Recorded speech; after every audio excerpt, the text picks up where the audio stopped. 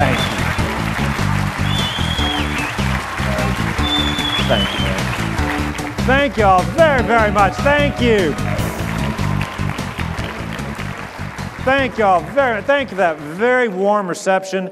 Let's give a great round of applause to your own governor, Mary Fallin, who's done a great job for the people of Oklahoma. She's been a state leader as well as a national leader. I'm proud to count her as a colleague, as a friend. I especially want to applaud her. She has been at the forefront on energy issues, arguing with President Obama to lift the ban on crude exports so we can keep our energy industry working right here at home. Thank you, Mary, for your leadership. You know, I thought about what I wanted to talk to you about today. I thought long and hard about the great damage that President Obama has done to our country. And I thought, let me talk to you about the biggest threat that his administration poses to our children and grandchildren. Now, there are a lot of candidates. We could have talked about $18 trillion of debt. Could have talked about Common Core in our classrooms. Could have talked about Obamacare with bureaucrats between doctors and their patients. We could talk about the deal with Iran that could start a nuclear arms race in the Middle East. We could talk about the taxing, the borrowing, the spending, the regulations. We could talk about the EPA trying to strangle our economy. You know, so many of the disasters, the mistakes made by this president can be reversed, can be overturned when we get a conservative Republican in the White House after the 2016 election.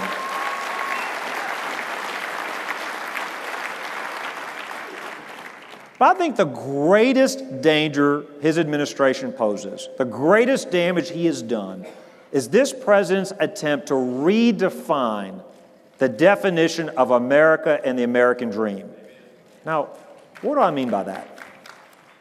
Because, you know, we can undo tax rates and regulations, and we can undo bad government programs. It's a lot harder to change our culture back. But every time you hear this president, every time you watch his policies, you hear this president, first of all, trying to divide us, but secondly, you hear this president trying to define the American dream as being about government dependence. You hear him trying to divide us by geography, by age, by income, by race, by gender. You know, he said just recently that if you were successful in this country, you won the lottery. He said 4 years ago, you didn't build that. Hillary Clinton says that businesses don't create jobs. I don't know about you, but the American dream I learned about from my parents was never about envy or redistribution or government dependence.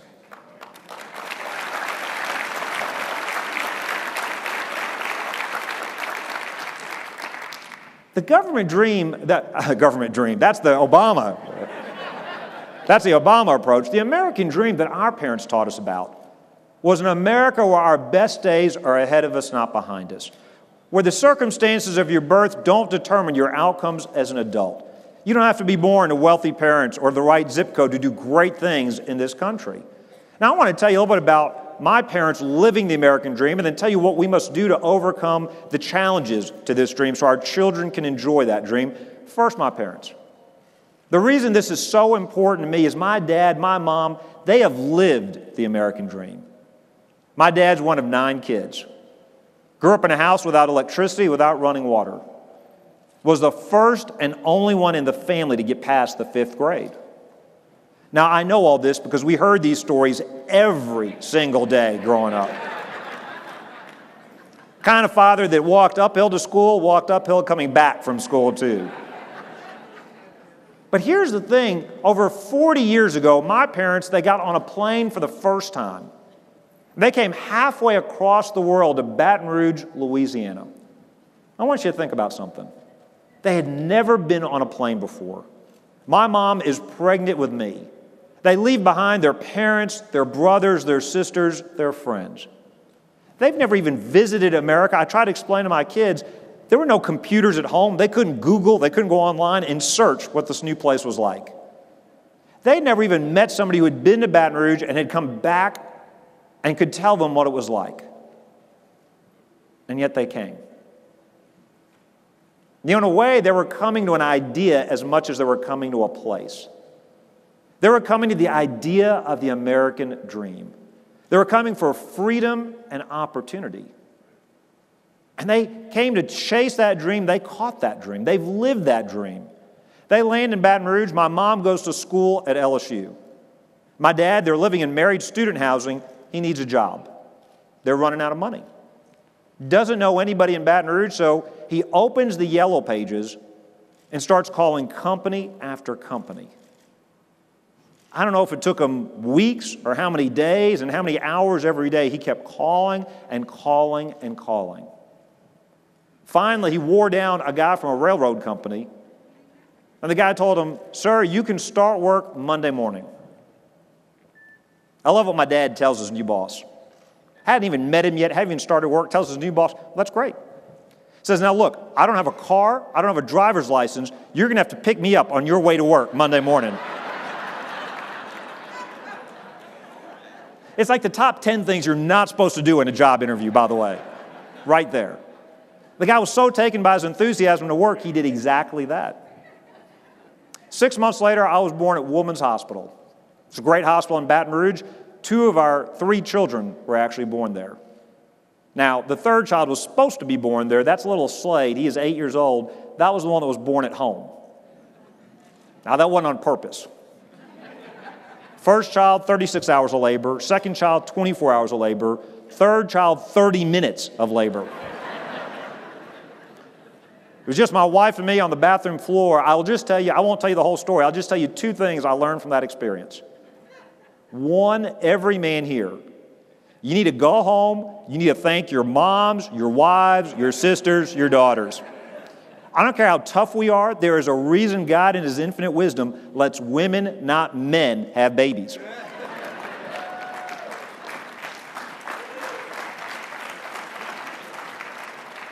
I was in church the next week, a guy came to me and said, "Bobby, the exact same thing happened to me." I said, "What do you mean?" He said, "I had me a kidney stone, it's exactly the same thing." I said, "Unless that kidney stone was about 9 pounds, I wouldn't go home and tell my wife that." Here's the second thing I've learned. I've been married to my wife for 18 years. Love my wife, met her in high school. I've lied to her exactly once in 18 years of marriage. And that was that morning. August 15th, I remember it well because our baby comes out, our little boy, and my wife, she's so anxious, she goes, "What does he look like?" Now,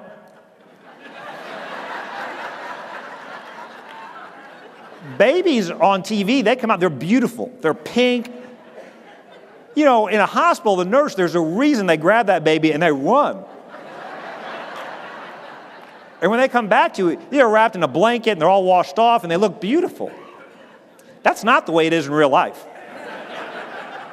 And so I'm looking at our newborn son just covered in stuff. I've got 2 thoughts racing through my mind. The first is, he doesn't look like he's done. Let's put him back in there a while longer. My second thought was, he looks like your side of the family, not my side of the family. I don't know. I like being married, so I just told her, he looks beautiful, 10 fingers, 10 toes. You know, but when I was born at Woman's Hospital, I was what you would politely call a pre-existing condition. Now, all that meant was my parents' insurance didn't cover me. There was no Obamacare, but I love what my dad did next. He went up to the doctor, and he said, "Look, our insurance doesn't cover this, so I want to send you a check every month until I pay this bill in full." No government programs, no contracts, no paperwork. Just 2 guys shaking hands in a hospital. I asked my dad, you know, it was a simpler time back then. That's just what you did. I asked my dad about that. I said, how would that work today? I mean, how do you pay for a baby on layaway anyway? I said, if you skip a payment, do they take the baby back? Do they repossess? He said, I was such a bad little baby, they would have skipped a payment just to send me back if they could. But he says, don't worry, you're all paid for. Don't worry about it. Nobody's coming to get you. The reason I shared that with you, you know, Mark Twain said something. He said, the older we get, the smarter our parents become. And I'm experiencing that firsthand, and I've got to tell you, I hate it. The older I become, the more and more I sound like my dad. I hear things come out of my mouth I swore I would never say when he said them to me. My dad used to say things like, if your friends jumped off a bridge, would you jump off a bridge? Hated when he said it. I say it to my kids. He said two things to us growing up. One, he would tell my brother and me, he'd say, now, sons, I'm not giving you a famous last name. I'm not giving you an inheritance. But I will make sure you get a great education. Because he said, if you work hard, you get a great education, there's no limit on what you can accomplish in this great country. Here's the second thing he would tell us. He'd say, sons, every single night when you say your prayers, you need to give thanks to God that you are blessed to be born in the greatest country in the history of the world, the United States of America.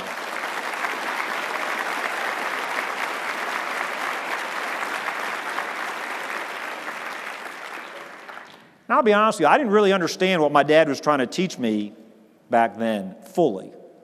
The reality is everybody I knew was American. All my friends at school, all my neighbors. I didn't understand how blessed and how special we are. Now that I've got my own children, I understand what he was trying to teach me. I want my children, I want your children, I want our grandchildren to be able to say that same prayer. I don't want them to grow up and say, this used to be a great country. I don't want them to grow up and say, boy, I wish our parents had rescued the American dream when they had the chance. So I want to talk to you about two threats to that American dream. The first is an external threat. The second is an internal threat. The first threat that we face externally is the threat of radical Islamic terrorism.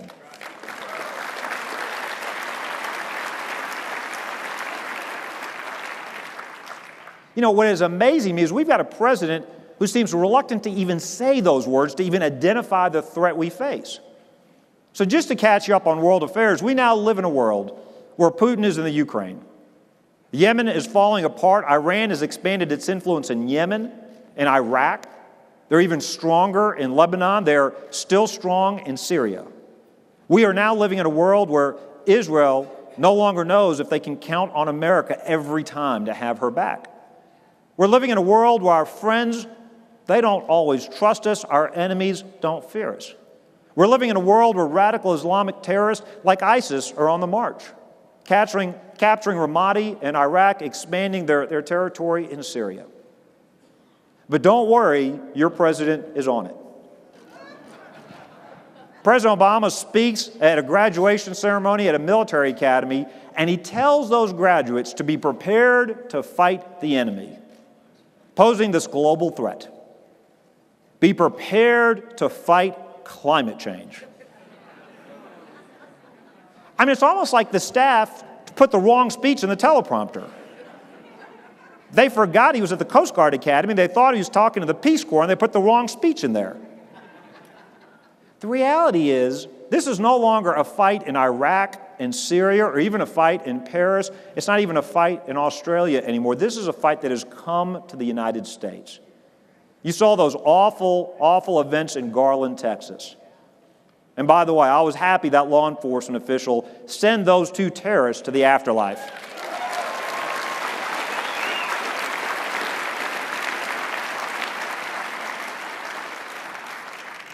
By the way, there may be a lesson there. If you're doing that kind of foolishness, you may not want to do that in Texas, Oklahoma, Louisiana.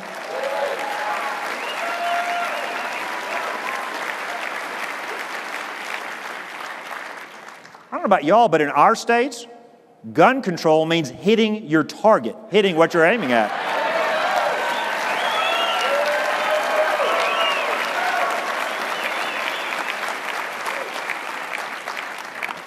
I gave a speech in January about the threat of radical Islamic terrorism. Made a lot of people on the left mad, but I'm not backing down. When you say the truth, they will call you racist, they'll say you're anti-Muslim, and that's nonsense. This is what I said. Islam has a problem. That problem is radical Islam. And this is what Muslim clerics and leaders must do, and our president needs to call them out and ask them to do this. They need to do two things. One, it is not enough to condemn generic acts of violence. They must go further. They must say these terrorists, by name, are not martyrs who are going to enjoy a reward in the afterlife, but rather these terrorists are going straight to hell where they belong.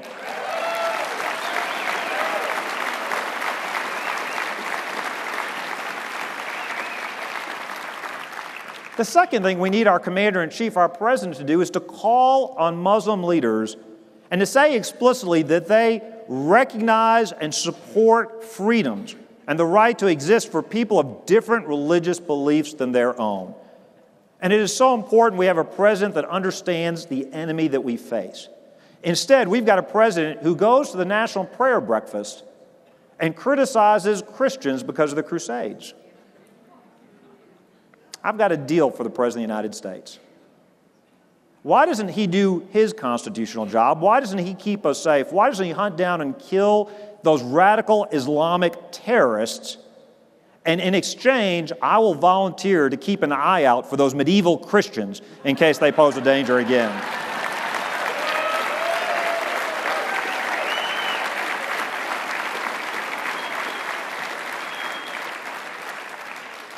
Now, the second threat to the American dream that we face is an internal threat.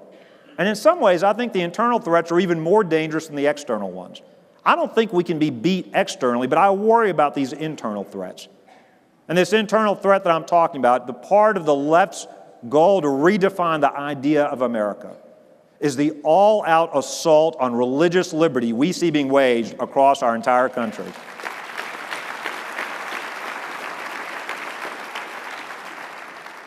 You may have seen that certainly we've had several examples.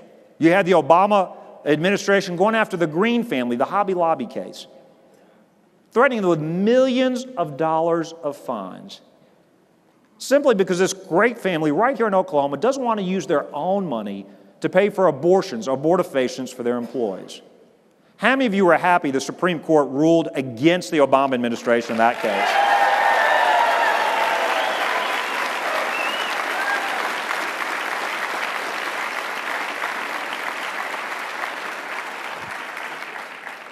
My only question is, why was that a 5-4 ruling? Why wasn't that a 9-0 ruling in favor of the First Amendment?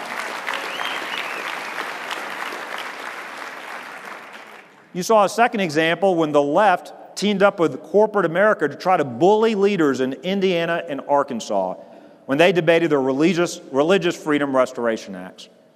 By the way, this is an unholy alliance between big corporate business leaders and the radical left. The same left that wants to tax and regulate them out of existence, that doesn't believe in profits. Economic liberty is simply the other side of the same coin that is religious liberty. And my warning to those corporate leaders is, if you think you're going to come to Louisiana and bully the governor of Louisiana, don't waste your breath coming to our state and threatening us.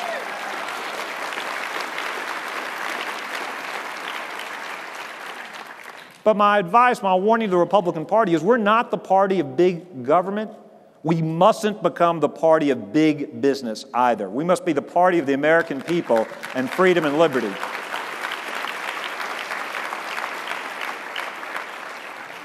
may have seen the third example. The left got upset with Phil Robertson and some things he said on TV. Well, they came out and they decided that they wanted to get Duck Dynasty canceled off of A&E. I was one of the first people to defend him. Now, you may have thought I did that simply because they're friends, and they are. You may have thought I did it because they filmed the show in Louisiana, and they do. You may have thought I did it simply because my boys are big fans of the show. And by the way, isn't it nice to be able to watch a show together as a family where you don't have to worry about the language or anything else?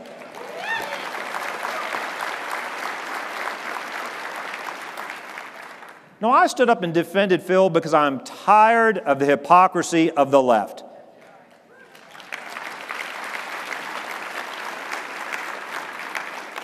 They say they're for tolerance and diversity and they respect other people's opinions. The reality is they tolerate everybody except those that have the temerity to disagree with them. Enough is enough.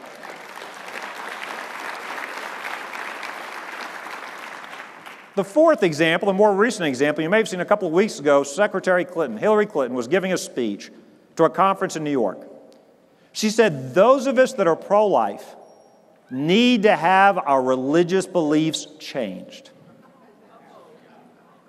Now, she didn't say how we're supposed to have our beliefs changed. I mean, does that mean re-education camps? What does that mean? I've got news for Secretary Clinton. My religious beliefs are not between me and Hillary Clinton.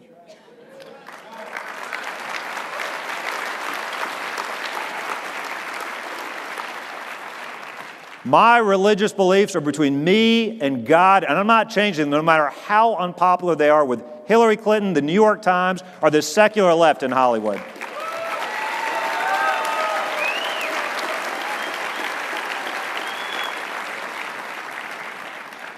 You know, many people think this debate is simply about marriage. And I believe in the traditional definition of marriage. Unlike President Obama and Secretary Clinton, my views aren't evolving with polls or time. But this is bigger than the fight over marriage. Without our First Amendment religious liberty rights, there are no freedom of speech, freedom of association rights. And there was a time when even the left understood this. That in America, the freedom of religious expression, when Secretary Clinton says that, all she means is a couple of hours a week you can say whatever you want in church. Religious liberty is the right to live our lives 24 hours a day, 7 days a week, according to our sincerely held beliefs. As Christians, we shouldn't face discrimination from the government simply for wanting to follow our conscience. You know, when I became a Christian, I accepted Christ as a teenager. Never did I think I'd live to see the day where in America we'd see state-sponsored discrimination against Christians. Because the reality is, you can have religious liberty and you can have non-discrimination and tolerance. They're not mutually exclusive. And the left doesn't seem to understand that. The reality is the left wants to take God out of the public square. They want to make faith something that is private, circumscribed. They want to change America into a country our founding fathers never would have recognized. Into our country our parents wouldn't have recognized. Into a country I don't want our children to recognize. And so I will say this slowly and simply so even the liberals in Hollywood and the Democratic Party and the media can understand this. The United States of America did not create religious liberty. Religious liberty created the United States of America, and is the reason we are here today.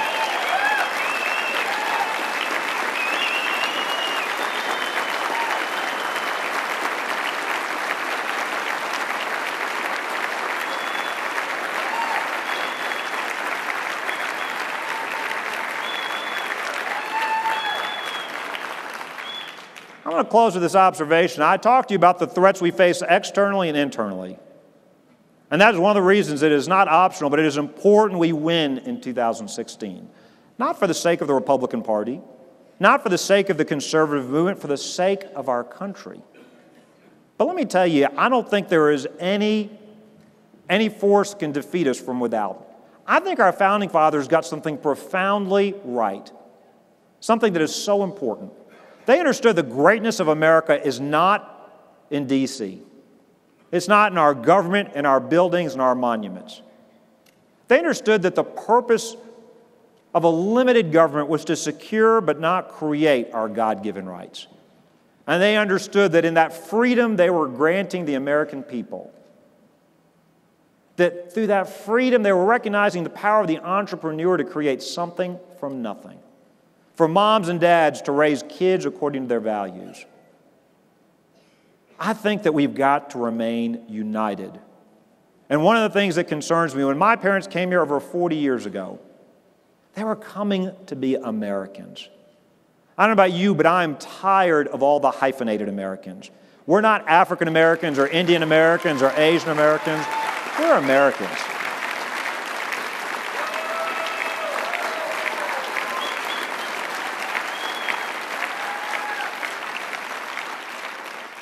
Let the Democratic Party try to divide us into special interest groups. My parents love India. But if they wanted to raise their children as Indians, they would have stayed in India. We used to proudly proclaim America was the great melting pot. But now the politically correct say, oh, we're a salad bowl. It is culturally arrogant to insist that our culture is somehow better than that of others. I think it's just commonsensical to say we should insist if people want to come here, they should want to be Americans.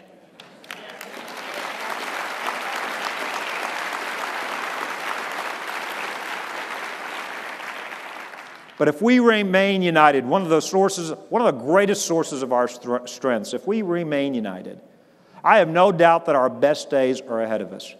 And I have no doubt that my children and one day my grandchildren, I have no doubt that your children and your grandchildren will be able to say the same prayer that my dad taught my brother and me.